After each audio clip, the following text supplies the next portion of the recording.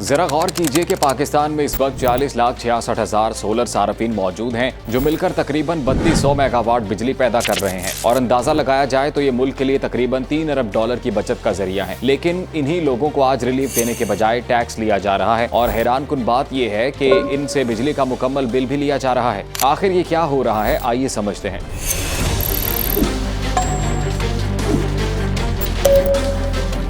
अस्सलाम वालेकुम, मैं हूं अजीम राना और आप देख रहे हैं सुनो एक्सप्लेन। आज हम बात करेंगे एक ऐसे मसले की जो सिर्फ बिजली का नहीं बल्कि पॉलिसी, मईशत और कंट्रोल के खेल का मसला बन चुका है। सबसे पहले समझते हैं कि पहले सिस्टम में क्या होता था। अगर आपके पास 1000 यूनिट वापडा के होते थे और आपके सोलर सिस्टम ने 900 यूनिट पैदा कर लिए तो वो 900 यूनिट सीधे आपके बिल से मनफी हो जाते थे, यानी आपको सिर्फ 100 यूनिट का बिल देना पड़ता था। इसी तरह अगर आप 300 यूनिट लेते थे और इतने ही यूनिट खुद बना लेते थे तो आपका बिल जीरो आता था।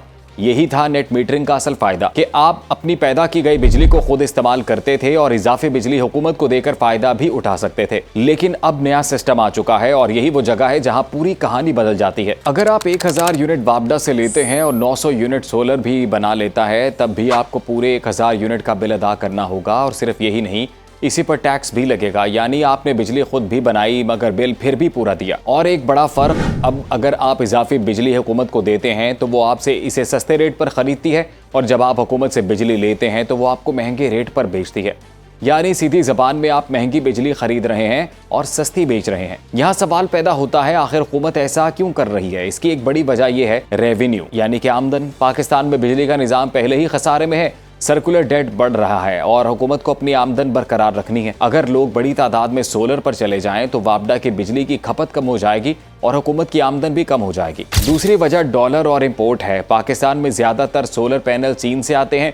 जब डॉलर महंगा होता है तो सोलर सिस्टम भी महंगा हो जाता है। उसी के साथ हुकूमत ने कुछ अरसे में इंपोर्ट ड्यूटीज और सेल्स टैक्स भी बढ़ाए हैं जिससे कीमतें मजीद ऊपर गई हैं। तीसरी बड़ी वजह डिमांड का अचानक बढ़ जाना। लोग बिजली के बिलों से तंग आ चुके हैं। हर घर, हर फैक्ट्री, हर दुकान सोलर लगवाना चाहती है। जब डिमांड तेजी से बढ़ती है और सप्लाई महदूद हो तो कीमतें खुद ब खुद ऊपर चली जाती हैं। अब आते हैं सबसे अहम नुक्ते पर। नेट मीटरिंग पॉलिसी में तब्दीली हुई है। पहले आप अपनी इजाफी बिजली महंगे रेट पर बेच सकते थे, अब रेट्स कम किए जा रहे हैं और शराइत सख्त की जा रही हैं।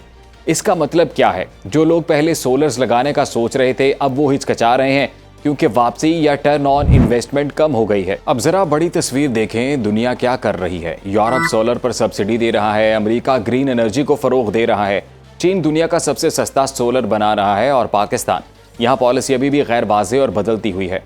और यही वजह है कि एक तरफ अवाम सोलर की तरफ जा रही है और दूसरी तरफ हुकूमत इसको कंट्रोल करने की कोशिश कर रही है। आखिर में ये सिर्फ बिजली का मसला नहीं है, ये एक बड़ा सवाल है, क्या अवाम को तवानाई में खुद मुख्तारी दी जाए या निज़ाम को इसी तरह कंट्रोल में रखा जाए? क्योंकि याद रखें, जब आप अपनी बिजली खुद बनाते हैं तो आप सिर्फ बिल कम नहीं करते, आप अपना कंट्रोल वापस लेते हैं। अगर आप चाहते हैं कि हम ऐसे अहम मौज़ूआत को सादा और हकीकत के साथ समझते रहें और समझाते भी रहें तो वीडियो को लाइक करें, शेयर करें और चैनल को सब्सक्राइब करें।